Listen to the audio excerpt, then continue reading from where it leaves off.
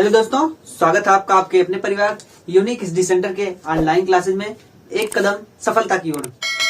तो हम पढ़ रहे हैं अपना स्टेट्स ऑफ मैटर यानी कि पदार्थ की अवस्थाएं, जिसमें हम मुख्यतः अभी गैस के लिए पढ़ रहे हैं और उसके बाद हमको पढ़ना है लिक्विड के लिए अर्थात द्रव के लिए कि द्रव के जो द्रव होते हैं जो पदार्थ उनका कौन कौन से गुण होते हैं, किन नियमों पर आधारित हैं। ठीक है, तो हम गैस के लिए पढ़ रहे हैं। फिलहाल हमने गैस के ऊपर लगने वाले 3-4 नियम जो थे पीछे उनको हमने पढ़ लिया है। ठीक है, तो अब हम बात करेंगे गैसों की गति के बारे में। आज का जो हमारा टॉपिक होने वाला है वो होने वाला है कि गैस जो होते हैं उनके जो मॉलिक्यूल्स होते हैं।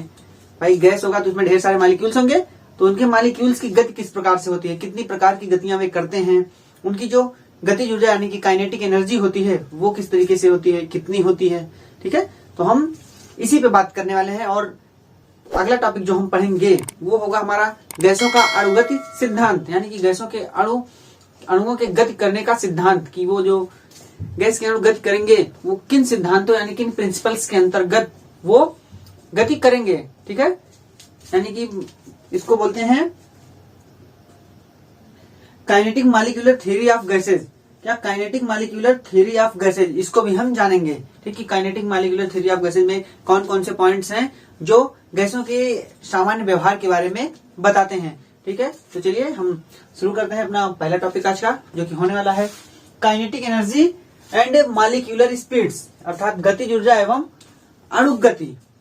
तो गतिज ऊर्जा का मतलब गतिज ऊर्जा ध्यान में आते ही ये समझ जाना, इतना ध्यान में आ जाता है। गति ऊर्जा अर्थात गति यानी कोई पार्टिकल या कोई निकाय है जो कि गति कर रहा है। ठीक है, तो गति कर रहा है तभी उसमें गतिज ऊर्जा है। अगर वो गति ना करता तो उसमें गतिज ऊर्जा नहीं होती। अगर वो स्थित होता किसी एक स्थान में यानी स्टेबल होता तब उसमें स्थितिज ऊर्जा होती यानी पोटेंशियल एनर्जी, ना कि काइनेटिक एनर्जी। ठीक है, तो बात करें हम गैस के लिए बात करना है तो गैसें जो हैं वो कई छोटे छोटे अणुओं से मिलकर बनी होती है ना। तो वही जो अणु होते हैं सभी गैस, आप कोई भी गैस ले लीजिए उसमें छोटे छोटे अणु होते हैं गैस यानी मॉलिक्यूल। तो वही मॉलिक्यूल जो गति करते हैं वो कभी स्टेबल स्टेट में नहीं रहते हैं। क्यों? क्योंकि अगर गैसों के अणु स्टेबल स्टेट में आएंगे, किसी एक निश्चित स्थिति में रुक गए तो वो और लिक्विड स्टेट में आ जाएंगे, गैस लिक्विड स्टेट में आ जाएंगी। जबकि सामान्य ताप और दाब की कंडीशंस पे वो गैसें गैस हैं ना कि लिक्विड। ठीक है, सामान्य ताप और दाब की कंडीशन लगा कि किसी भी गैस को आप लिक्विफाइड नहीं कर सकते यानी द्रवीकृत नहीं कर सकते हैं।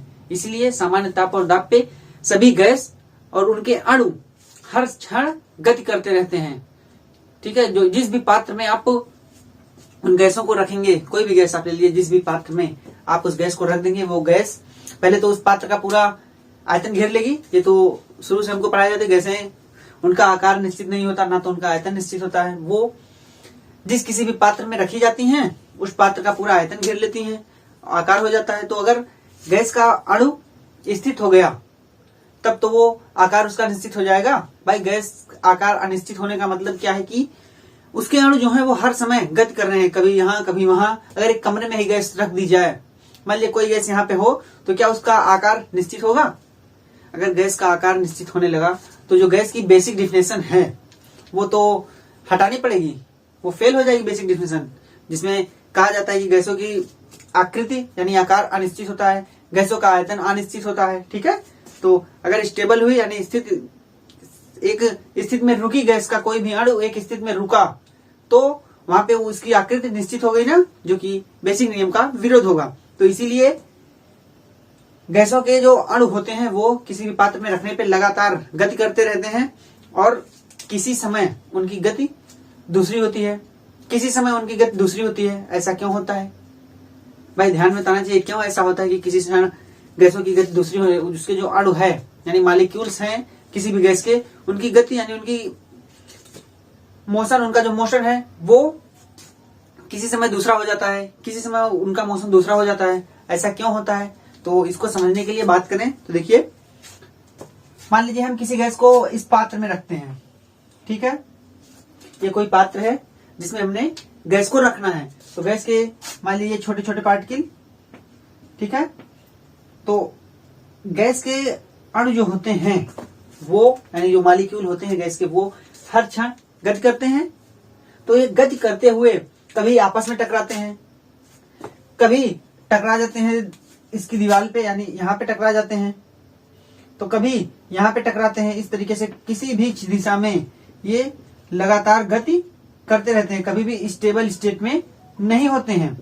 तो कभी ये दीवार से टकराएंगे, यानी जो पात्र है उसकी दीवार से, कभी ये आपस में टकरा सकते हैं, दो आपस में टकरा गए, ठीक है। तो इसी तरीके से लगातार ये एक दूसरे से टकराते हैं और पात्र यानी जो पात्र है उसकी दीवार से टकराते हैं। और जो दाब होता है गैसों के द्वारा, किसी गैस के द्वारा जो दाब लगाया जाता है वो इसी का माप होता है। जितनी अधिक मात्रा में ये दीवार से टकराएंगे वही उसका दाब होता है। किसी भी गैस के द्वारा लगाया गया दाब उसी के फलस्वरूप होता है, ठीक है। तो बात करें इसी के कारण इनका मोशन भी, भाई यहां से कोई चला, जब ये यहाँ टकराएगा, यहाँ पे टकराया, लड़के कहीं इधर जाएगा इस दिशा में, या कहीं यहाँ पे जा सकता है लड़के।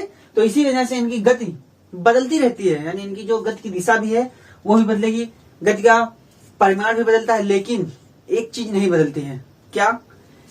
कि इनका जो टक्कर होता है, जो अणु आपस में लड़ते हैं, वो एक प्रत्यास्थ संघट्ट होता है। मतलब प्रत्यास्थ संघट्ट का मतलब आप समझ सकते हैं, अगर आप फिजिक्स में आपने पढ़ा होगा प्रत्यास्थता, तो प्रत्यास्थता क्या? ये एक बार आकृति में चेंजिंग हुई लेकिन फिर सेम हो गई, जैसी पहले थी वैसे ही, ठीक है। जब वो प्रत्यास्थता की सीमा के अंदर रहता है, उसी तरीके से इनका जो कोलिजन होता है, यानी एक दूसरे से टकराव, वो भी पूर्णतः प्रत्यास्थ होता है। कहने का मतलब किन्हीं दो अणुओं के टकराने के पहले की ऊर्जा और टकराने के बाद की ऊर्जा बराबर होती है। मतलब कि टकराने से पहले जितनी ऊर्जा है दोनों अणुओं की, उनका जो माप होता है वो उनके टकराने के बाद की जो ऊर्जा होती है उसके बराबर होता है। अब वो हो सकता है कि जो पहला वाला अणु हो और ये दूसरा वाला अणु, ये अपनी ऊर्जा दूसरे वाले को ट्रांसफर कर दे। टकराने के बाद वो कोलिजन पे डिपेंड करता है, यानी उस टक्कर पे डिपेंड करता है, संघट्ट जिसको बोलते हैं, उस पे डिपेंड करता है कि किस तरीके से संघट्ट हो रहा है। क्या इसकी जो एनर्जी है, हम इस दिखा देते हैं, तो जो इसकी एनर्जी है, काइनेटिक एनर्जी मान लीजिए, ठीक है, अब टोटल एनर्जी मान लीजिए, चलिए टोटल एनर्जी, जो इसकी एनर्जी है वो हो सकता है इसको ट्रांसफर हो जाए, और इसकी एनर्जी है वो इसको ट्रांसफर हो जाए, या हो सकता है पूरी ना ट्रांसफर हो, दोनों में कोई इक्विलिब्रियम स्थापित हो जाए, मतलब दोनों में कोई इक्विलिब्रियम आ जाए कि कुछ इसने अपनी एनर्जी कुछ इसको दे दी, बराबर में हो गए, तो ऐसा होगा। लेकिन ये हर समय बराबर होगा, मतलब कि टक्कर से पहले की जो ऊर्जा होगी वो बराबर होगी टक्कर के बाद की ऊर्जा के, ठीक है। इसको हम बोलते हैं प्रत्यास्थ संघट्ट, कि टकराने से पहले की कुल ऊर्जा टकराने के बाद की कुल ऊर्जा के बराबर होगी, ठीक है। तो हम यहाँ अणुओं की गति के बारे में बात कर रहे थे। तो जो अणुओं की गति होती है इसी तरीके से होती है, इसी से ये आपस में टकराते हैं, पात्र की दीवार से टकराते हैं, और जिसकी वजह से इसके द्वारा दाब लगाया जाता है, ठीक। फिर बात करें जो इनकी गति होती है, यानी जो इनकी गति होती है, भाई कोई एक मॉलिक्यूल तो होता नहीं, और जब ये हर क्षण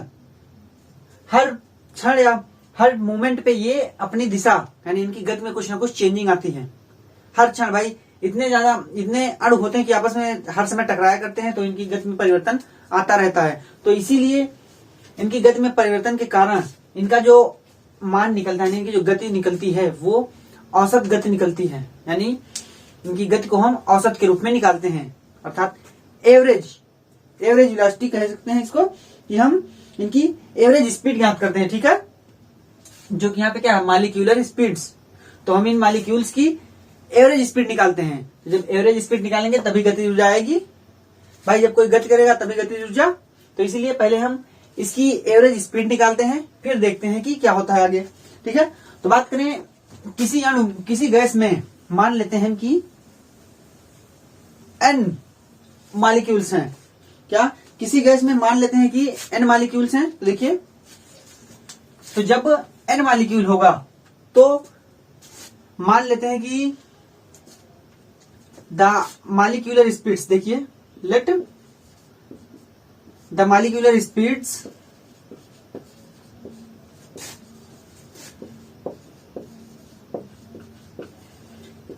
ऑफ मॉलिक्यूल्स भाई ढेर सारे मॉलिक्यूल्स हैं, हम मान लेते हैं n मॉलिक्यूल है, तो जो मालिक्यूलर स्पीड्स होगी वो कितनी होगी, मान लीजिए पहले मालिक्यूल की U1 हो गई, दूसरे की U2 हो गई, तीसरे की U3 मान लेते हैं। तो इसी तरीके से जब n मालिक्यूल्स हैं तो अंततः UN होगा ना भाई, पहले वाले मालिक्यूल की U1, दूसरे वाले की U2, तीसरे वाले की U3। तो इसी तरीके से जब n मालिक्यूल्स हैं तो जो उनकी nवा जो मालिक्यूल होगा यानी लास्ट वाला उसकी जो गति होगी यानी उसकी जो मालिक्यूलर स्पीड होगी यानी आणविक गति जो होगी वो UN से, ठीक है। तो इतना आने के बाद मैंने बताया कि हर क्षण इनकी गति बदलती रहती है। तो इसी वजह से हम किसी एक मालिक्यूल की गतिज ऊर्जा नहीं निकालते हैं, यानी किसी एक मालिक्यूल की मालिक्यूलर स्पीड के बारे में नहीं बात करते हैं। हम बात करते हैं इनकी औसत गति के बारे में कि इनकी औसत गति क्या होगी, ठीक है। तो उसी औसत गति को निकालने के लिए एक फार्मूला दिया गया है, देखिए कौन सा है। औसत गति निकालने को हम दिखाते हैं इस तरीके से, देखिए U और यहाँ पे एवरेज, ठीक है। एवरेज अर्थात औसत गति। तो औसत गति के बराबर होता है जो सामान्य जो फार्मूला होता है औसत निकालने का, वही क्या कि इनको हम जोड़ देते हैं U1 plus U2 plus U3 plus U4 इसी तरीके dot dot dot plus UN, यानी n थे तो n को जोड़ दिया बटे में n, ठीक है। यानी कि जितने नंबर ऑफ मॉलिक्यूल्स हैं वही बटे में n। तो ये क्या हो गया, ये हो गया हमारा गैसों, किसी भी गैस के अणुओं की औसत यानी कि एवरेज स्पीड, ठीक है। क्या है, एवरेज स्पीड, एवरेज स्पीड, ठीक है, जिसको हम बोलते हैं औसत गति।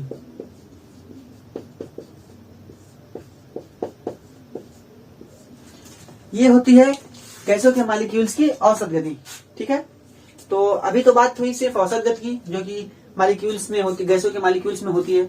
अब बारी है कि जब मैक्सवेल और बोल्ट्जमैन ये दो लोग आए तो इन्होंने बताया कि जो वास्तविक गतियां होती हैं, किसी गैस की जो वास्तविक गतियां होती हैं वो दो बातों पे डिपेंड करती हैं किसी भी गैस के लिए।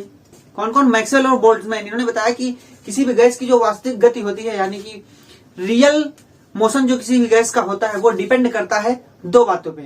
पहली बात उसका आणविक द्रव्यमान कितना है और दूसरी बात कि उसका ताप कितना है। किन बातों पे, देखिए फर्स्ट पॉइंट पे डिपेंड करता है कि उसका मॉलिक्यूलर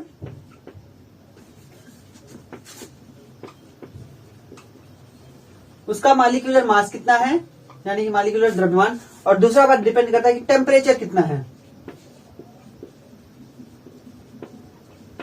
ठीक है।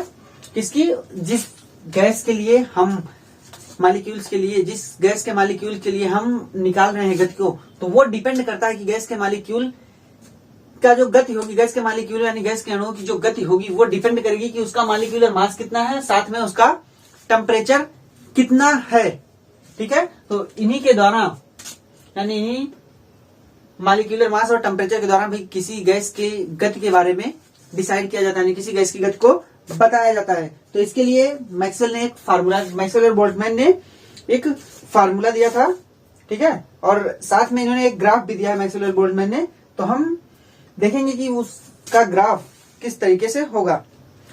तो मैक्सवेल ने एक फार्मूला निकाला था कि जो ज्यादा संख्या में मॉलिक्यूल्स होंगे उनकी स्पीड किस तरीके से होगी, यानी उनका जो चाल, उनकी जो गति है वो किस तरीके से होगी। तो उसके लिए इन्होंने एक ग्राफ दिया है, ठीक है। तो हम ग्राफ देख लेते हैं और तब आगे बढ़ते हैं, ठीक है। तो देखते हैं हम ये मैक्सवेल और बोल्ट्जमैन ने जो ग्राफ दिया था गैसों के अणुओं की संख्या और उनकी गति के बारे में कि संख्या मतलब कितनी ज्यादा अणु या कितनी संख्या में अणु किस प्रकार की गति रखेंगे, ठीक है। देखिए ये ग्राफ आपको दिख रहा होगा, जो ग्राफ नीचे लिखा हुआ Maxwell Boltzmann distribution of speed, मतलब मैक्सवेल और बोल्ट्जमैन ने बताया था कि जो गति होगी अणुओं की वो किस प्रकार से वितरित होगी, ठीक है। तो देखिए आप इसमें आपको इस ग्राफ में ये जो वर्टिकल लाइन है उस पर लिखा गया है नंबर ऑफ मॉलिक्यूल्स, मतलब अणुओं की संख्या, और नीचे वाली लाइन पे है स्पीड, ठीक है, यानी स्पीड और अणुओं की संख्या के बीच में ये ग्राफ खींचा गया है, ठीक है। तो आप यहाँ पे ये भी देख सकते हैं कि जो एक ग्राफ T1 पे है और एक ग्राफ खींचा गया है, यानी एक कर्व खींचा गया है T1 पे और दूसरा कर्व खींचा गया है T2 टेम्परेचर पे, जहां पे T2 टेम्परेचर जो है वो ज्यादा है और T1 टेम्परेचर कम है, ठीक है। यहाँ पे देखिए लिखा गया है, हाँ, तो दो अलग अलग टेम्परेचर पे खींचा गया जिसमें T2 is higher than T1, यानी T2 जो है वो ज्यादा है T2 को, माने T2 वाला टेम्परेचर अधिक है, तापमान ज्यादा है, और T1 का तापमान कम है। और आप इसमें क्लियर ना हो रहा तो बता दूं कि ये जो इस साइड वाला ग्राफ है, यानी जो ऊंचा ग्राफ बना हुआ है, वो जो कर्व ऊंचा बना हुआ है वो T1 पे खींचा गया है, यानी कम टेम्परेचर पे, और जो ग्राफ नीचा है लेकिन चौड़ा है वो खींचा गया है T2 टेम्परेचर पे। ठीक है, देखिए ग्राफ बता क्या रहे हैं हमको, तो ये ग्राफ हमको बता रहे हैं कि the graph shows that number of molecules positive very high and very low speed is very small. तो यहाँ पे आप ग्राफ से देख सकते हैं दोनों ग्राफ में कि ऊपर जो होगा वो हाई स्पीड लेकिन कम संख्या में है।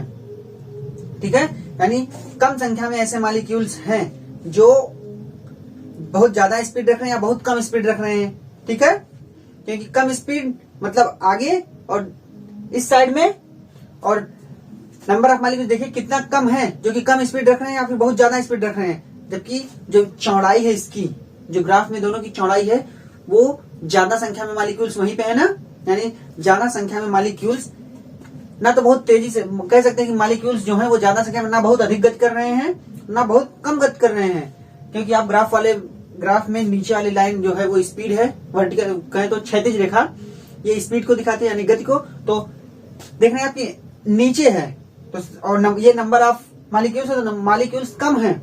जब गति कम है या फिर गति बहुत ज्यादा है तब मॉलिक्यूल्स की संख्या बहुत कम है। जब गति औसत में है, कहें तो बीच में है, ना तो बहुत ज्यादा ना ही बहुत कम, तब देख रहे हैं कि आप ग्राफ उठा हुआ है ना, इसका मतलब मॉलिक्यूल्स की संख्या ज्यादा है। ठीक है, तो और जो the maximum is the curve represent speed possessed by maximum number of molecules, मतलब जो मैक्सिमम है दोनों ग्राफ्स का, जो मिडिल पॉइंट है अधिकतम पॉइंट, वो दिखाता है दोनों ग्राफ्स के लिए मोस्ट प्रोबेबल वेलोसिटी यानी most probable speed. Sorry, velocity नहीं होगा, वेलोसिटी तो दूसरी चीज हो गई, स्पीड। मोस्ट प्रोबेबल स्पीड मतलब अत्यधिक संभाव्य गति, मतलब ज्यादातर जो अणु हैं वो इस प्रकार की गति कर रहे हैं, क्योंकि मैक्सिमम है और नंबर ऑफ मॉलिक्यूल्स मैक्सिमम होगा ग्राफ में। तो मतलब कि वो जो शिखर है, कहें तो जो चोटी है दोनों ग्राफ्स की, वो दिखाती है कि नंबर ऑफ मॉलिक्यूल्स उस समय बहुत ज्यादा है कि जो वो उस प्रकार की गति कर रहे हैं, जिसको बोला गया है मोस्ट प्रोबेबल स्पीड, यानी कि अत्यधिक संभाव्य गति। ठीक है, जिसको हम दिखाते हैं किससे, देखिए यूएमपी से, इस तरीके से अत्यधिक संभाव्य गति को हम दिखाते हैं इस तरीके से, यूएमपी, यानी कि यू से स्पीड हो गया और एम से मोस्ट, पी से प्रोबेबल, यानी मोस्ट प्रोबेबल स्पीड। ठीक है, और बात करें तो ये जो मोस्ट प्रोबेबल स्पीड होती है ये इस एवरेज वेलोसिटी के, यानी एवरेज स्पीड जो है उसके लगभग बराबर होती है। ठीक है, लगभग बराबर का मतलब कह सकते हैं उसके आसपास ही रहती है, थोड़ा बहुत डिफरेंस होता है, क्योंकि this is very close to the average speed of the molecules, यानी मॉलिक्यूल्स के औसत गति के लगभग बराबर होती है ये। ठीक है, और देखिए क्या लिखा गया और है, तो आप ग्राफ से देख सकते हैं जो दो कर्व खींचे गए हैं, एक T1 पे एक T2 पे।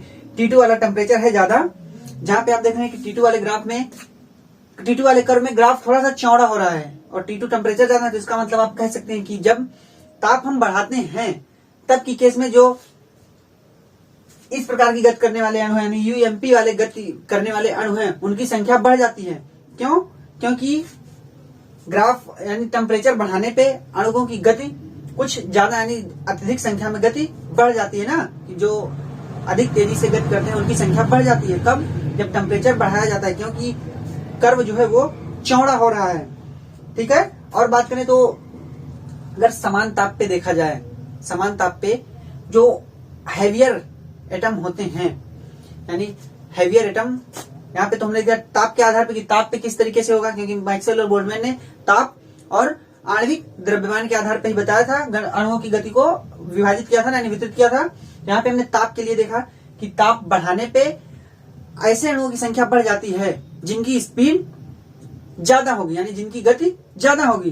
ठीक है, और ताप कम होने पे उनकी संख्या कम रहती है। ये देख लिया कि इस तरीके से डिपेंड करेगी ताप पे। और दूसरी बात बताया था मॉलिक्यूलर, यानी मॉलिक्यूलर मास पे भी, यानी आणविक द्रव्यमान पे भी डिपेंड करेगा। तो आणविक द्रव्यमान के लिए बात करें कि जब एक समान टेम्परेचर होगा और दो विभिन्न गैसें ली जाएंगी, दो भिन्न भिन्न गैसें, एक का मास ज्यादा हो और एक का मास कम हो, तो देखा ये गया, यानी इन्होंने देखा कि जो हल्की गैस यानी जिसका मास कम है उसकी गति ज्यादा है, और जिसका मास ज्यादा है उसकी गति कम है। ठीक है, तो क्या कि समान ताप पे अगर दो डिफरेंट गैसें ली जाती हैं जिसमें से एक का द्रव्यमान ज्यादा और एक का द्रव्यमान कम है, तो जिसका द्रव्यमान कम होगा वो उसके जो अणु होंगे वो अधिक संख्या में ज्यादा गति करेंगे, यानी वो ज्यादा गति करेंगे, और जो भारी होगा यानी भारी गैस होगा वेट, ठीक है, तो उसकी गति कम होगी। ये किसने बताया था? बोल्ट्जमैन और मैक्सवेल ने। ठीक है, इसके क्लैरिफिकेशन के लिए भी इन्होंने एक ग्राफ दिया है। देखिए आप ये दूसरा ग्राफ देख सकते हैं। ठीक है, इस ग्राफ में फिर से वर्टिकल लाइन पे नंबर ऑफ मॉलिक्यूल्स और नीचे वाली लाइन पे मॉलिक्यूलर स्पीड, और ग्राफ के नीचे distribution of molecular speed for chlorine and nitrogen eight 300 kelvin, मतलब 300 केल्विन पे ये क्लोरीन और नाइट्रोजन के लिए ग्राफ खींचा गया है। ठीक है, क्लोरीन और नाइट्रोजन के लिए। तो आप इसमें देख सकते हैं यूएमपी और यूएमपी। क्लोरीन के लिए यूएमपी, ऊपर वाला ग्राफ क्लोरीन के लिए जहां पे ज्यादा उठा हुआ है वो क्लोरीन के लिए, और नीचे वाला यूएमपी यानी ब्रॉडेंड वाला जो चौड़ा वाला ग्राफ है वो नाइट्रोजन के लिए है। तो नाइट्रोजन और क्लोरीन में भारी कौन होता है? क्लोरीन ना। क्यों? क्योंकि क्लोरीन का परमाणु क्रमांक होता है 17 और उसका भार जो होता है यानी परमाणु भार अर्थात एटॉमिक वेट वो होता है 35.5 ना। जबकि बात करें नाइट्रोजन की तो नाइट्रोजन का वेट तो 14 ही होता है। तो इसलिए नाइट्रोजन हल्का है तो समान टेम्परेचर समान है, तो नाइट्रोजन हल्का होने से उसका ग्राफ चौड़ा हो रहा है, मतलब कि उसके जो अधिक संख्या में अणु हैं वो ज्यादा तेजी से गति कर रहे हैं। जबकि भार ज्यादा होने से जो क्लोरीन है उसका ग्राफ चौड़ा कम है, यानी उसके कर्व की चौड़ाई कम है। ठीक है, और कर्व की चौड़ाई कम है इसका मतलब क्या कि अधिक संख्या में यानी ज्यादा ऊर्जा के साथ गति करने वाले अणुओं की संख्या कम है ना। ज्यादा संख्या में गति करने वाले अणुओं की संख्या कम है। ठीक है, तो यही थी, ये डिपेंडेंसी थी किस पे? मॉलिक्यूलर मास पे, यानी कि आणविक द्रव्यमान पे, कि जब आणविक द्रव्यमान ज्यादा होगा तब गति कम होगी, जैसा कि हम क्लोरीन के लिए देख रहे हैं ग्राफ में। और जब भार कम होगा तब हम नाइट्रोजन के लिए देख रहे हैं कि तब ऐसे अणुओं की संख्या ज्यादा होगी जो अधिक तेजी से गति करें। ठीक है, अगर ताप बढ़ाया जाए या ताप घटाया जाए तो हो सकता है कि गैसों के अणुओं की गति जो हो वो परिवर्तित हो, लेकिन जो वितरण होता है वो वैसा ही होता है। जैसे आपको फिर से ये पहले वाला ग्राफ दिखाऊं। देखिए पहला वाला ग्राफ फिर से आप देख सकते हैं जिसमें आपको 3 प्रकार की वेलोसिटी दिखाई गई है। एक है यूएमपी यानी कि मोस्ट प्रोबेबल वेलोसिटी, जिसको अधिक संभाव्य गति कहते हैं, और दूसरे है यूएवी जो कि यहाँ पे है एवरेज वेलोसिटी इसको बोलते हैं। और उसके जस्ट नीचे आप देखेंगे उसी ग्राफ में, चाहे तो आप ग्राफ ए में देखिए चाहे आप ग्राफ बी में देखिए, वहां पे बी मतलब T1 के लिए देखिए चाहे T2 के लिए, वहां पे लिखा गया है रूट मीन स्क्वायर स्पीड, मतलब वर्ग माध्यमूल चाल। क्या? वर्ग माध्यमूल चाल या वर्ग माध्यमूल गति आप बोल सकते हैं, जिसको दिखाया जाता है URMS। अभी इसमें तीनों में संबंध है, हम उस संबंध को ही निकालने की तरफ धीरे धीरे अग्रसर हो रहे हैं। ठीक है, यानी कि 3 प्रकार की गतियां हो गई। कौन कौन सी? एक तो एवरेज वेलोसिटी, और दूसरी मोस्ट प्रोबेबल, और तीसरी होगी URMS मतलब रूट मीन स्क्वायर। क्या? रूट मीन स्क्वायर, जिसको बोलते हैं वर्ग माध्यमूल चाल। ठीक है, और बात करें तो इन तीनों में भी कंपैरिजन होगा तब URMS का मान ज्यादा होगा, यानी रूट मीन वर्ग माध्यमूल चाल का मान होगा ज्यादा। तो आप ग्राफ में देख सकते हैं 3 प्रकार की गतियां आपको दिखाई गई ना। मोस्ट प्रोबेबल स्पीड जो कि कर्व T1 पे लिखा गया है, और एवरेज स्पीड, और साथ में रूट मीन स्क्वायर स्पीड। ठीक है, तो ये पूरी बात थी किसके लिए? बोल्ट्जमैन और मैक्सवेल ने इन बातों को बताया कि जो गैसों के अणुओं की जो गति होगी वो डिपेंड करेगी एक तो टेम्परेचर पे कि गैस का टेम्परेचर कितना है, और दूसरी बात डिपेंड करेगी कि उसके मॉलिक्यूलर मास उसका कितना है। ठीक है, अगर टेम्परेचर ज्यादा हुआ तब जो अधिक संख्या में होगी अणुओं की संख्या वो ज्यादा गति करने वाली होगी। टेम्परेचर कम हुआ तो अधिक संख्या में अणु ऐसे होंगे जिनकी गति बहुत ज्यादा नहीं होगी, कम होगी। ठीक है, तो इससे आप कह सकते हैं अगर गति बढ़ी तो ऐसे अणुओं की संख्या बढ़ गई, यानी अगर ताप बढ़ा यानी टेम्परेचर को हम इंक्रीज करते हैं तो हम देखते हैं कि ऐसे नंबर ऑफ मॉलिक्यूल्स अणुओं की संख्या बढ़ जाती है जिनकी गति ज्यादा होती है यानी अधिक होती है, और कम करने पे ऐसे की संख्या बढ़ जाती है जिनमें ऐसे अणुओं की संख्या बढ़ जाती है जिनकी गति कम होती है। ठीक है, तो ये हो गई। अब बात करें तो काइनेटिक एनर्जी ऑफ पार्टिकल्स, तो पार्टिकल्स यानी जो मॉलिक्यूल्स होते हैं उनकी काइनेटिक एनर्जी के बारे में हम देखें तो आप ग्राफ बना सकते हैं। देखिए, तो मॉलिक्यूल्स गति करते हैं गैसों के, तो उनके पास एक गतिज ऊर्जा आ जाती है, यानी काइनेटिक एनर्जी। तो जो कि दिखाया जाता है काइनेटिक एनर्जी किस रूप में, देखिए फार्मूला आपको पता होगा, ना पता हो देख लीजिए। काइनेटिक एनर्जी, किसी भी पार्टिकल के लिए काइनेटिक एनर्जी को जब हम निकालते हैं तो उसके लिए फार्मूला होता है 1/2m और u²। ये फार्मूला होता है। u क्या है? u है उस पर्टिकुलर पार्टिकल, यानी उस जिस प्रेक्षण पार्टिकल को हम ले रहे हैं उसका वेग। तो अगर हम गैसों की तुलना में बात करें, गैसों के लिए बात करें, तो हमको पता है कि गैसें, हमने बताया कि औसत हम निकालते हैं, तो किसी एक अणु के लिए निकाल नहीं सकते हैं, तो इसलिए हमको सभी अणुओं के वर्ग का, सभी अणुओं की स्पीड का वर्ग का औसत निकालना होगा हमको। तभी तो यहाँ पे रखेंगे, क्योंकि औसत ही हम निकालते हैं तो पहले हम सभी अणु यानी जितने मॉलिक्यूल्स हैं उनकी गतियों का वर्ग करते हैं, तब उनका औसत निकालते हैं। तो उसके लिए क्या करना होगा, देखिए u स्क्वायर लिख सकते हैं बार के रूप में। देखिए u² बार, ये है तरीका औसत दिखाने का। जब इस तरीके से दिखाते हैं तो उसको हम एवरेज दिखाते हैं, ठीक है। तो इसके बाद जब हम इसको निकालेंगे तब देखिए क्या होगा। जैसे यहाँ पे हमने UAV लिखा था, लेकिन यहाँ पे सिर्फ u²। देखिए, तो पहले क्या, पहले u1 का स्क्वायर प्लस u2 का square plus dot dot dot plus un का स्क्वायर, ये होगा, और बटे में कितनी संख्या है, n। तो इतना निकालने के बाद मैंने ये बताया, इसको हमने क्यों निकाला कि हम जो गैस के अणु हैं उनका जो स्थानांतरण गति है भाई हर समय परिवर्तित हो रही है, यानी उनकी जो ट्रांसलेशनल मोशन है उसका औसत निकालना है हम, यानी उसको हमको निकालने के लिए तो इस तरीके का कुछ व्यंजक प्राप्त करना होगा ना। क्या, 1/2m u², इस तरीके का कुछ व्यंजक प्राप्त करना होगा, औसत, ठीक है। तो इसीलिए हमने यहाँ से औसत निकाला है। तो यहाँ से किसका औसत है, गैसों के जो अणु हैं उनके चाल का वर्ग का औसत है ये, ठीक है। तो ये निकला, तो ये क्या हो गया कि ये उनके वर्गों के चाल का औसत हो गया ना। तो इसके बाद हम निकालेंगे, अगर इसका हम वर्गमूल ले लेते हैं तो हमको एक ऐसा वेग मिलेगा जो अलग होगा, किससे, औसत स्पीड से। और मोस्ट प्रोबेबल स्पीड जो है, यानी अत्यधिक संभाव्य गति जो है, उससे अलग आएगा, जो कि होगा क्या, URMS, यानी कि रूट मीन स्क्वायर स्पीड। किसके लिए, गैसों के मॉलिक्यूल्स के लिए। तो चलिए अगर हम इसका लेते हैं क्या, रूट, जिसको हम बोलते हैं वर्गमूल, तो देखिए इस तरीके से लेते हैं, तब उसको हम लिख देते हैं क्या, URMS, और बराबर में √u² और इसके ऊपर बार, ठीक है। इस तरीके से हम एक्सप्रेशन लिखते हैं। क्या होता है ये, वर्ग माध्यमूल मान, जिसको हम बोलते हैं क्या, रूट मीन स्क्वायर वैल्यू। देखिए क्या, रूट मीन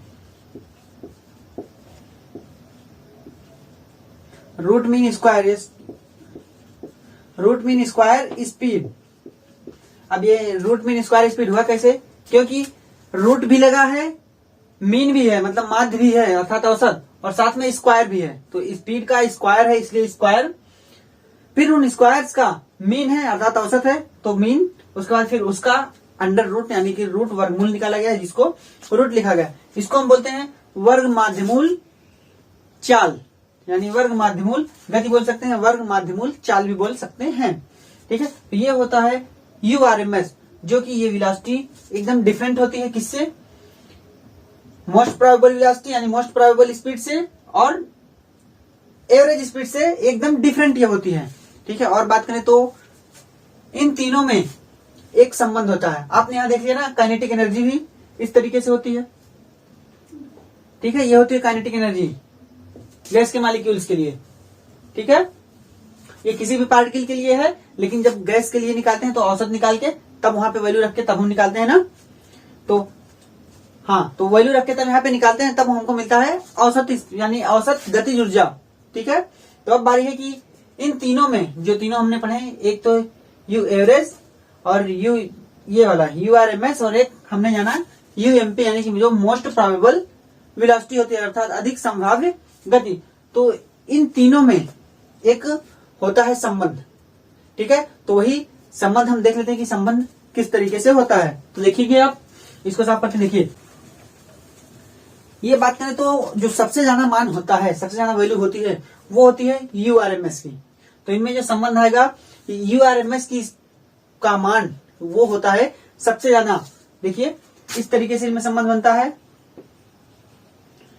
URMS और U एवरेज, और एक कौन सा बता है U मोस्ट प्रोबेबल, UMP यानी मोस्ट प्रोबेबल वेलोसिटी यानी मोस्ट प्रोबेबल स्पीड जो होती है वो होती है सबसे कम, उसके बाद एवरेज, और तब URMS यानी रूट मीन स्क्वायर अर्थात वर्ग माध्यमूल मान जो होता है, वर्ग माध्यमूल चाल जो होती है वो किसी भी गैस के अणु के लिए ज्यादा होती है, यानी किसी भी गैस के लिए ज्यादा होती है, जबकि जो औसत स्पीड उसकी होती है अर्थात एवरेज स्पीड वो कम होती है, और जो मोस्ट प्रोबेबल स्पीड होती है वो और भी कम होती है।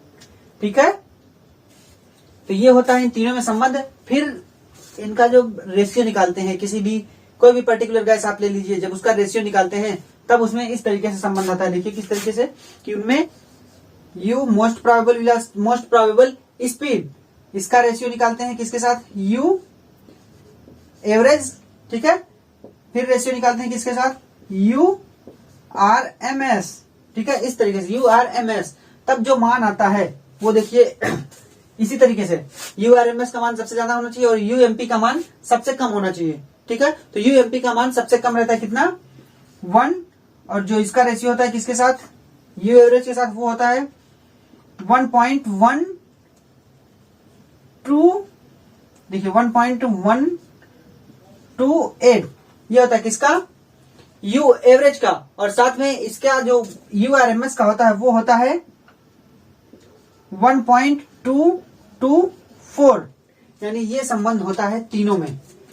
ठीक है, देखिए तीनों जब साथ में लिए जाते हैं किसी भी गैस के मॉलिक्यूल्स यानी किसी भी गैस के लिए, तब UMP का मान सबसे कम होता है। ये रेशियोज दिखा रहे हैं कि 1 है इसलिए सबसे कम, उसके बाद U एवरेज का मान होता है जो कि 1.128 है, फिर सबसे ज्यादा मान होता है URMS का अर्थात वर्ग माध्यमूल चाल का, जिसका होता है 1.224, जब इन तीनों में रेशियो निकालते हैं किसी भी गैस के लिए। ठीक है, तो हमने काइनेटिक एनर्जी भी देख ली और साथ में हमने मॉलिक्यूलर स्पीड्स भी देख ली कि कितने प्रकार के मॉलिक्यूलर स्पीड होते हैं, यानी अणुओं की गति कितने प्रकार की होती है। एक तो मोस्ट प्रोबेबल, दूसरा एवरेज, और तीसरी बात रूट मीन स्क्वायर अर्थात अधिक संभाव्य गति, फिर औसत गति, और फिर उसके बाद होती है वर्ग माध्यमूल चाल। ठीक है, आपने ग्राफ में भी तीनों को देखा है, तो आप पूरा देख सकते हैं एक बार फिर से। ये फार्मूले आप रख सकते हैं, इस फार्मूले को आप नोट कर लीजिएगा, इसको भी नोट कीजिएगा, और ये रिलेशन भी, वो वाला रिलेशन भी, क्योंकि ये चीजें कंपटीशन एग्जाम में भी पूछ ली जाती हैं कि इनका रेशियो कितना होता है, किसका मान ज्यादा होता है, किसका मान कम होता है। ठीक है, ये पूरी बात आप नोट कर लीजिएगा। अब इतना जानने के बाद अब हम चलते हैं कि जो गैसों का अणुगत सिद्धांत है यानी कि मॉलिक्यूलर काइनेटिक थ्योरी। ठीक है, उस पे हम देखते हैं कि मॉलिक्यूलर काइनेटिक थ्योरी गैसों के लिए क्या कहती है, यानी क्या क्या बातें उस मॉलिक्यूलर काइनेटिक थ्योरी में बताई गई हैं गैसों के लिए, जिनका पालन हर गैस को करना पड़ता है, या गैसें जिनका पालन करती हैं। तो हम देखने वाले हैं अपना टॉपिक क्या, kinetic molecular theory of gases, यानी गैसों का अणुगतिक सिद्धांत। तो गैसों का अणुगतिक सिद्धांत यानी गैसों के अणु जो होते हैं उनके गति यानी उनका व्यवहार किस तरीके से होता है, उसी के बारे में हमको इसमें देखना है। तो बात करें तो जब वैज्ञानिक कोई तथ्य देते हैं तो पहले तो वो अपना प्रयोग करते हैं बहुत ही सावधानी पूर्वक कि उनके प्रयोग में कोई भी त्रुटि न रहे, यानी पूरी सावधानी यानी पूरे अटेंशन के साथ वो अपना प्रैक्टिकल करते हैं लैब में। तो जो उस प्रैक्टिकल के बाद यानी उनके प्रयोग के बाद, एक्सपेरिमेंट के बाद जो रिजल्ट आता है, तब वो रिजल्ट को अपने तथ्य के रूप में देते हैं कि हाँ ऐसा होगा। लेकिन उस रिजल्ट को आने के बाद फिर वैज्ञानिक ये भी जानने की कोशिश करते हैं, यानी साइंटिस्ट ये भी जानने के इच्छुक होते हैं कि जो व्यवहार हो रहा है वो क्यों हो रहा है, उसका क्यों, भाई तथ्य तो दे दिया लेकिन वो क्यों हो रहा है, ऐसा क्या गड़बड़ हो गया उस एक्सपेरिमेंट में, यानी उस मॉलिक्यूल या जिस कंपाउंड को उन्होंने लिया उस कंपाउंड के अंदर ऐसा क्या गड़बड़ हो गया कि ये व्यवहार इस तरीके से दे रहा है। ठीक है, यानी जो तथ्य उन्होंने दिया फिर वो खोजते हैं कि ये तथ्य ऐसा क्यों हो रहा है, हम ऐसा तथ्य दे क्यों रहे हैं।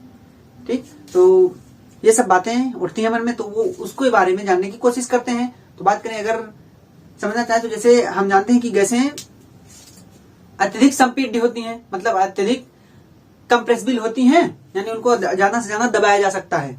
तो वैज्ञानिक ये सोचते हैं कि दबाया तो जा सकता है, लेकिन अब आणविक स्तर पर उन पर क्या प्रभाव पड़ता है, गैसों के अणुओं के अंदर क्या प्रभाव पड़ता है।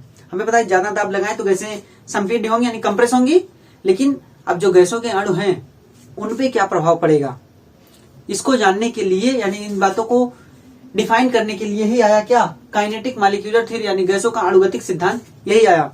और ऐसी कोई थ्योरी, अगर इसकी डिफिनेशन की बात करें तो ऐसी कोई थ्योरी यानी ऐसा कोई सिद्धांत जो गैसों के अणुओं की व्यवहार के बारे में बताता है, उसी को हम बोलते हैं कि वो गैसों का अणुगतिक सिद्धांत यानी काइनेटिक थ्योरी ऑफ गैसेज है, या kinetic molecular theory of gases है। ठीक है, तो बात करें ये जो होता है यानी ये जो सिद्धांत है ये गैसों के अणुओं की ऐसे मॉलिक्यूल्स और ऐसे एटम्स के लिए है जो अति सूक्ष्म है, यानी जिनको हम अपनी आंख से नहीं देख सकते हैं। ठीक है, या कह सकते हैं कि ये बहुत ही माइक्रोस्कोपिक लेवल के, माइक्रोस्कोपिक कहें तो माइक्रोस्कोपिक लेवल पे ये बातें संभव है, यानी माइक्रोस्कोपिक लेवल पे ये बातों को बताता है। ठीक है, क्या काइनेटिक मॉलिक्यूलर थ्योरी जो दी गई है वो माइक्रोस्कोपिक लेवल के मॉलिक्यूल्स या एटम्स के लिए है जिनको हम देख नहीं सकते हैं, या कहें तो अदृश्य होते हैं कण। ठीक है, तो हम देखते हैं कि क्या चीजें इसमें बताई गई हैं। बात करें जैसे हमने बहुत से नियम पढ़े, कौन से, बायल के नियम पढ़े हमने, चार्ल्स के नियम पढ़े, तो उन्होंने नियम तो दिया लेकिन फिर नियम के बाद उन्होंने देखा कि ऐसा हमारे नियम के अनुसार गैसें जब व्यवहार करती हैं तो उनके अंदर क्या घटना घटती है कि वो इस तरीके का व्यवहार करती हैं। ठीक है, तो वही जो गैसों की इन बातों के बारे में बताएगी, यानी गैसों के अणु जो होंगे मॉलिक्यूल्स उनके व्यवहार के बारे में जो बताएगी उसी को हम बोलेंगे कि वो गैसों के अणुओं की गति के सिद्धांत यानी गैसों के अणुगतिक सिद्धांत हैं। तो इसके कुछ पॉइंट्स या कुछ पास्टुलेट्स, जो मेन पास्टुलेट्स हैं उनको हम देख लेंगे कौन कौन से पास्टुलेट्स या कौन कौन से पॉइंट्स दिए गए हैं। ठीक है, देखिए पहला पॉइंट दिया गया है gases consist of large number of identical particles. Large number of identical particles ये शुद्ध गैसों के लिए है, ऐसा नहीं होगा कि एक गैस में कोई दूसरी गैस मिली हुई है, नो, ओनली वन गैस होनी चाहिए। ठीक है, तो gases consist of large number of identical particles मतलब गैसें संग्रह होती हैं बहुत अधिक संख्या में एक समान पार्टिकल्स यानी एक समान कण का, अर्थात एक समान कण ही होगा किसी भी गैस में बहुत ज्यादा संख्या में। ठीक है, उसमें एटम्स हो सकते हैं, मॉलिक्यूल्स हो सकते हैं, या कहें तो अणु हो सकते हैं या परमाणु हो सकते हैं। और कैसे होंगे, दैट आर सो स्मॉल यानी जो बहुत छोटे होंगे, मैंने बताया माइक्रोस्कोपिक लेवल में हम अपनी आंख से देख नहीं सकते। So small and so far apart on the average that the actual volume of the molecule is negligible in comparison to the empty space between them। मतलब वो बहुत छोटे तो होंगे, एंड सो फार अपार्ट मतलब और इतनी दूरी पे होंगे, ऑन द एवरेज मतलब उनका औसत दूरी जो उनके बीच की औसत दूरी होगी कितनी, that the actual volume of the molecule is negligible in comparison to the empty space between them। मतलब इतनी दूरी पे होंगे कि जो का वास्तविक आयतन है उन मॉलिक्यूल्स या एटम्स या कहें तो पार्टिकल्स का जो वास्तविक आयतन है वो नगण्य हो जाए किसकी तुलना में, उनके बीच की दूरी की तुलना में। समझ सकते हैं, जैसे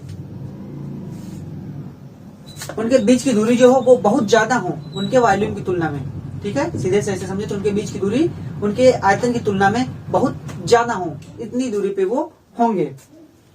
और देखिए हाँ यहाँ देखिए they are considered as point mass मतलब वो बिंदु द्रव्यमान के रूप में कंसीडर किए जाएंगे। बिंदु द्रव्यमान जैसे बात करें तो एक एटम या एक पार्टिकल ये हो और एक पार्टिकल ये हो तो इनके बीच की जो दूरी है वो बहुत ज्यादा है किसकी तुलना में, इनके और इनके या इन दोनों के वॉल्यूम या इन दोनों के आयतन की तुलना में इनके बीच की दूरी यानी इनके बीच का जो स्पेस है वो बहुत अधिक है। ठीक है, वही बता रहे हैं ये। ठीक है, और ये अधिक होने के कारण कि गैस की किस बात के लिए रिस्पॉन्सिबल है, देखिए क्या पॉइंट मास के रूप में माना जाएगा, बिंदु द्रव्यमान के रूप में।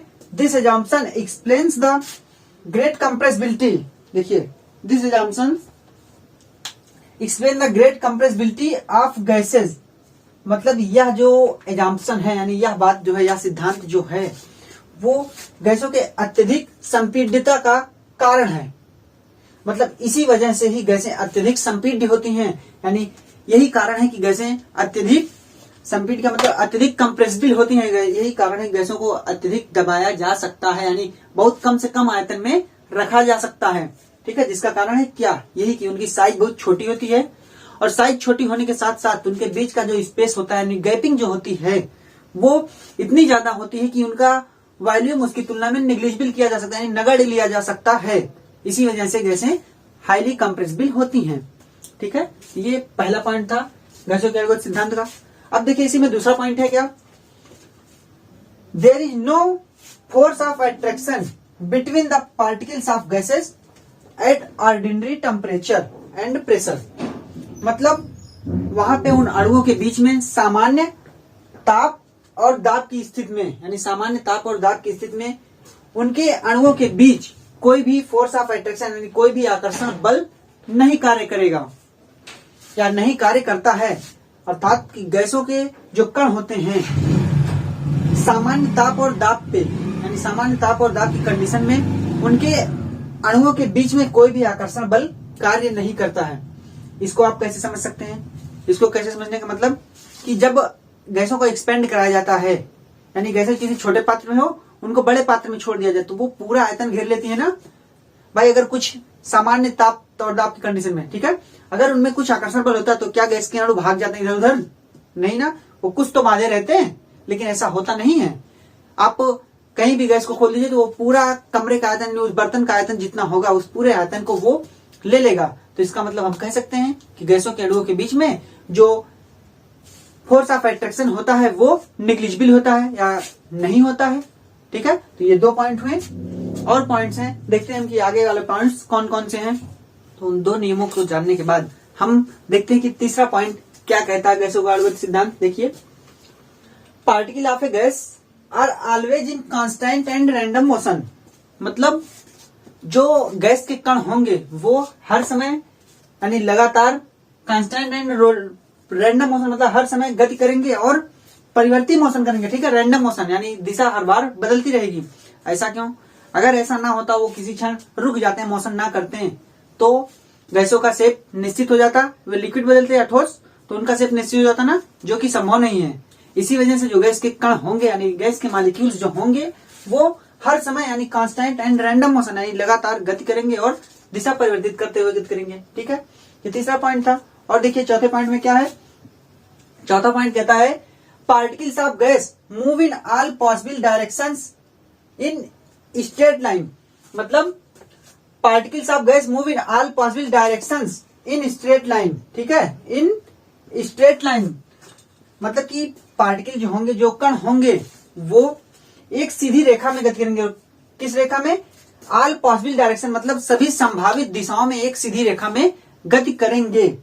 ये चौथा पॉइंट कह रहा है कि जितने भी कण होंगे गैस के वो एक सीधी रेखा में, जिस भी दिशा में संभव है उस दिशा में सीधी रेखा में गति करेंगे। ठीक है, और ये गति करेंगे तो इसके कारण क्या होगा, देखिए, तो इसके कारण ये इनके गति करने के कारण जब ये गैसें के पार्टिकल्स होंगे वो गति करेंगे तो इनके कारण पात्र की दीवार पे टक्कर होगी। भाई गति करेंगे हर पॉसिबल डायरेक्शन में, जहां भी जा सकते हैं सीधी रेखा में गति करेंगे तो जाहिर सी बात है आपस में टकराएंगे और साथ ही साथ ये पात्र की दीवार से टकराएंगे।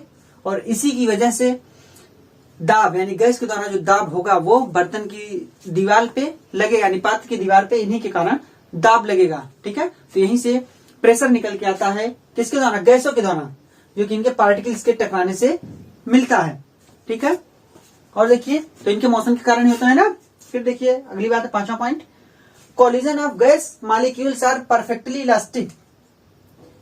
परफेक्टली इलास्टिक, मैंने अभी शायद जब अणु गति बता रहा था तब मैंने इस पे चर्चा की थी ना। तो जो गैसों की गति होगी यानी कोलिजन ऑफ गैस यानी जो गैसों का संघट्ट होगा, उनका टकराव होगा, वो आर परफेक्टली इलास्टिक, वो पूर्णतः प्रत्यास्थ होगा। पूर्णतः प्रत्यास्थ का क्या मतलब, एक बार फिर से बता देता हूं कि जो उनके टकराने के पहले की कुल ऊर्जा होगी, यानी मान लीजिए कोई दो मॉलिक्यूल टकराने वाले हैं, कोलिजन करने वाले हैं, तो टकराने से पहले की जो दोनों की ऊर्जा होगी वो टकराने की बाद की जो कुल ऊर्जा होगी उसके बराबर होगी। मतलब ऊर्जा का कोई भी हानि यानी ऊर्जा की कोई भी हानि नहीं होगी। तो हो सकता है कि एक दूसरे की ऊर्जा परिवर्तित हो जाए, या एक दूसरे की ऊर्जा में कुछ चेंजिंग आए, लेकिन जो उनका योग होगा टकराने के पहले का और टकराने के बाद का वो बराबर होगा। ठीक है, मान लेते हैं कोई एक अणु की ऊर्जा ज्यादा हो जाती है, यानी एक अणु ज्यादा तेजी से गति करने लगता है और दूसरा अणु कम तेजी से गति करता है, लेकिन शुरू में दोनों समान गति से ऊर्जा करते हैं, तो समान गति से ऊर्जा करने पे जो उनकी ऊर्जा उस टाइम होगी टकराने से पहले, और जब डिफरेंट गति में ऊर्जा कर रहे हैं तब जो ऊर्जा का योग होगा वो दोनों एक दूसरे के बराबर होगा। यही कहता है कि ये पूर्णतः प्रत्यास्थ है, इसी टक्कर को बोलते हैं कि पूर्णतः प्रत्यास्थ टक्कर है, यानी पूर्णतः इलास्टिक कोलिजन है जिसमें ऊर्जा का संरक्षण होता है, जिसको हम कह सकते हैं कि ऊर्जा के संरक्षण नियम पे आधारित है। ठीक है, तो इसके बाद जबकि ऊर्जा के ना होकर के ये संवेग संरक्षण के नियम पे आधारित होता है। ठीक है, तो देखेंगे आप ऊर्जा के संरक्षण नियम बोल सकते हैं। उसके बाद क्या होगा, और हाँ, अगर मान लीजिए कोई हानि हो जाती है, मान लेते हैं कुछ ऊर्जा की हानि हो जाती है, उसकी गति ऊर्जा की हानि हो जाती है, तो गति ऊर्जा की हानि होने की वजह से टक्कर के बाद पार्टिकल एक निश्चित आकार ले लेगा। भाई गति ऊर्जा नहीं रही तो स्थिति ऊर्जा आ गई तो वो रुक जाएगा, जिसकी वजह से उसका आकार यानी शेप जो है वो निश्चित होगा, जो कि सीधा सीधा विरोधाभास होगा किसके, गैसों की आकार का, यानी जो गैसों का आकार होता है वो निश्चित नहीं होता है, तो उसी का सीधा सीधा विरोधाभास होगा। इसीलिए कोलिजन जो होगा पूर्णतः इलास्टिक होगा, यानी वहां पे ऊर्जा की हानि नहीं होगी। अगली बात देखिए, यानी छठा पॉइंट क्या कहता है, at any particular time different particles in the guys have different speed and hence different kinetic energy. क्या डिफरेंट काइनेटिक एनर्जी मतलब अगर किसी निश्चित यानी किसी विशेष समय पे हम, यानी अगर किसी विशेष समय पे different particles in the guys have different speed, यानी किसी विशेष समय पे अगर अलग अलग पार्टिकल अलग अलग स्पीड रखते हैं, यानी अलग अलग चाल रखते हैं, and hence different kinetic energy, और डिफरेंट यानी और अलग, ठीक है, और अलग अलग गतिज ऊर्जा भी रखते हैं, यानी at any particular time different particles in the gas, यानी किसी पर्टिकुलर समय पे अलग अलग पार्टिकल्स अलग अलग गति करते हैं और अलग अलग गतिज ऊर्जा भी रखते हैं। तो अलग अलग होती है क्यों, इससे आप इस तरीके से समझ सकते हैं कि मान लीजिए गैस के अणु जो गति कर रहे हैं अलग अलग समय पे वो एक दूसरे से टकराते हैं, तो हो सकता है किसी की गति ज्यादा हो जाए, किसी की गति कम हो जाए, तो कह सकते हैं ना कि अलग अलग किसी निश्चित समय पे या किसी विशेष समय पे सभी पार्टिकल्स के जो गति होती है और उनकी जो गतिज ऊर्जा होती है वो अलग अलग होती है। हो सकता है कि मान लीजिए शुरू में सबकी गतिज ऊर्जा सेम हो, यानी शुरू में सब एक निश्चित कंडीशंस पे निश्चित वेग हो और निश्चित ही उनका गतिज ऊर्जा भी निश्चित हो, यानी काइनेटिक एनर्जी भी सेम हो, लेकिन कुछ समय पश्चात जब वो आपस में टक्कर करेंगे, पात्र की दीवार से टकराएंगे, तो कुछ परिवर्तन तो आएगा, लेकिन ये सिर्फ अणुओं की गति में परिवर्तन होगा, लेकिन जो औसत, भाई औसत जो होगा, जो उनका गतिक वितरण होगा वो समान रहेगा कभी भी, यानी किसी भी ताप पे वो जो गतियों का वितरण होगा वो समान होगा, बल्कि इनकी इंडिविजुअल जो गति होगी, अणुओं की जो इंडिविजुअल गति होगी, यानी अकेले के लिए जो गति होगी उसमें चेंजिंग हो सकती है कि गति बढ़ जाए या गति कम हो जाए, लेकिन जो पूर्ण रूप से यानी टोटली जो गतियों का वितरण होगा वो समान रहेगा। ठीक है, फिर देखिए अगली बात, यानी लास्ट पॉइंट जो होगा, if a molecule has variable speed then it must have variable kinetic energy. मतलब अगर कोई मॉलिक्यूल वेरिएबल स्पीड रखता है, यानी परिवर्ती चाल रखता है, तब उसकी जो गतिज ऊर्जा भी होगी वो भी परिवर्ती होगी। मतलब जब कोई मॉलिक्यूल गैस में परिवर्ती गति रखेगा तब जो उसकी ऊर्जा होगी वो भी लगातार परिवर्ती होगी। ठीक है, क्योंकि और इसी स्थिति में हम गैसों की औसत ऊर्जा के बारे में बात करते हैं, औसत गति के बारे में बात करते हैं ना, तो औसत गति और औसत ऊर्जा के बारे में बात करते हैं जब ऐसी कंडीशन होती है, क्योंकि हमको पता है कि परिवर्ती गति होती है गैसों में, तो उनकी ऊर्जा भी परिवर्ती होगी, जो उनके अणु होंगे उनकी भी ऊर्जा परिवर्ती होगी ना। तो ये था 7वां पॉइंट, और इसको और जानने की कोशिश करें तो बात करें, ये परिवर्ती गति और परिवर्ती ऊर्जा का मतलब जब ताप, भाई कोई गैस हो, जब हम उसका ताप बढ़ाते हैं, ठीक है, जब ताप बढ़ाते हैं तो और वॉल्यूम सेम हो, यानी आयतन जो हो वो समान हो, लेकिन जो ताप हो वो बढ़ाएं, तब गैसों की गति जो होगी वो परिवर्तित होगी, यानी तेज गति से गति करेंगे। क्योंकि हमने अभी बोल्ट्जमैन और मैक्सवेल के ग्राफ में हमने देखा था कि जब ऊर्जा ज्यादा हो रही थी, यानी टेम्परेचर ताप बढ़ा रहे थे, तब गैसों के ऐसे मॉलिक्यूल्स जो तेज गति से गति करते हैं उनकी संख्या ज्यादा हो गई थी। तो उसी तरीके से जब ताप बढ़ाएंगे तो दाब जो होगा, यानी आयतन तो सेम रहेगा लेकिन दाब जो होगा वो ज्यादा होगा, यानी ज्यादा संख्या में मॉलिक्यूल्स पात्र की दीवार से टकराएंगे और ज्यादा संख्या में मॉलिक्यूल्स का पात्र की दीवार से टकराने से दाब बढ़ जाएगा। और अगर वहीं हम टेम्परेचर कम करते हैं, वॉल्यूम समान लेकिन टेम्परेचर कम करते हैं, तब ऐसा कम संख्या में होगा, यानी कम मॉलिक्यूल्स ही पात्र से टकराएंगे तो दाब कम होगा। तो इससे हम कह सकते हैं कि जो गैसों की काइनेटिक एनर्जी होती है, यानी मॉलिक्यूल्स की जो काइनेटिक एनर्जी यानी गतिज ऊर्जा होती है, वो डिपेंड करती है टेम्परेचर पे। किसके टेम्परेचर पे? उसका टेम्परेचर, यानी उस गैस का टेम्परेचर जितना है उस पे डिपेंड करती है। ठीक है, तो हम कह सकते हैं ना कि जो गैसों की औसत गतिज ऊर्जा होगी वो सीधे सीधे डिपेंड करती है कि गैस का टेम्परेचर कितना है। ठीक है, यानी गैसों का तो सीधा सीधा गतिज ऊर्जा यानी काइनेटिक एनर्जी होगी, एवरेज काइनेटिक एनर्जी, वो डिपेंड करेगी कि उस गैस का जो टेम्परेचर है वो कितना है। ज्यादा टेम्परेचर देने से, अगर हम वॉल्यूम को छोड़े, ज्यादा टेम्परेचर दें और वॉल्यूम की बाधा ना लगे, वॉल्यूम खोल दें, यानी गैसों एक्सपेंड करेंगी टेम्परेचर बढ़ाने से, और टेम्परेचर कम करे तो गैसें एक्सपेंड कम करेंगी। ठीक है, तो इसका मतलब टेम्परेचर बढ़ाने से दाब बढ़ेगा। ठीक है, तो ये पूरी बात हो गई किसके लिए? Kinetic molecular theory of gases, यानी गैसों का अणुगत सिद्धांत, यानी जो मेन पॉइंट्स थे गैसों के अणुगत सिद्धांत के, उसको मैंने बता दिया है। ये कुल 7 पॉइंट्स में 5 यहाँ पे लिखे हुए, 1 2 3 4 5 और 2 पॉइंट पहली वाली स्लाइड में थे। ठीक है, यानी ये 7 पॉइंट्स याद कर लीजिएगा क्या चीजें हैं। और बात करें तो ये जो काइनेटिक एनर्जी, गैसों की काइनेटिक एनर्जी, ये संबंध बताती है किससे? दाब और आयतन। ठीक है, दाब और आयतन के बीच में सैद्धांतिक रूप से संबंध बता रही है, जो कि बॉयल, चार्ल्स, इन्होंने संबंध दिया था ना, दाब, आयतन का और ताप का भी संबंध दिया था। तो वही सब के बारे में सैद्धांतिक रूप से, यानी सिद्धांत के रूप में ये बताती है। ठीक है, तो उम्मीद है कि आपको ये चीजें जो आज हमने पढ़ाई वो अच्छे से समझ में आई होंगी।